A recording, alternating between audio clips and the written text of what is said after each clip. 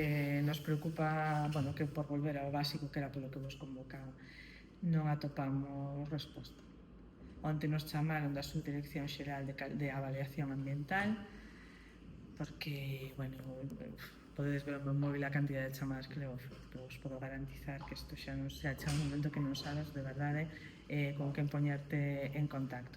Entonces, onte nos chamaron da Subdirección Xeral, o Subdirector Xeral de Avaliación Ambiental, e a recomendación que nos dixo é que temos que tapalo con xabre, repito, con xabre, que é o plan de xestión habitual do vertedeiro en condicións normais, na que tú vas tapando de tongada a tongada e o faz.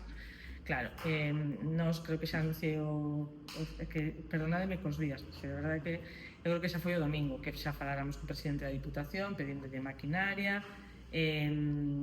Claro, a maquinaria está nos lumes, nós todo eso entendemos, pero que nos teñen que dar unha alternativa, porque nós, primeiro, o Concello evidentemente non ten a maquinaria, se non a ten a UME, imaginadevos o Concello da Rúa, maquinaria para sofocar unha hectárea e media aproximadamente, que é a superficie do vertedeiro, vale? Entón, nos din de medio ambiente que auga non, ahora que vexo por ali a Fernando, auga non,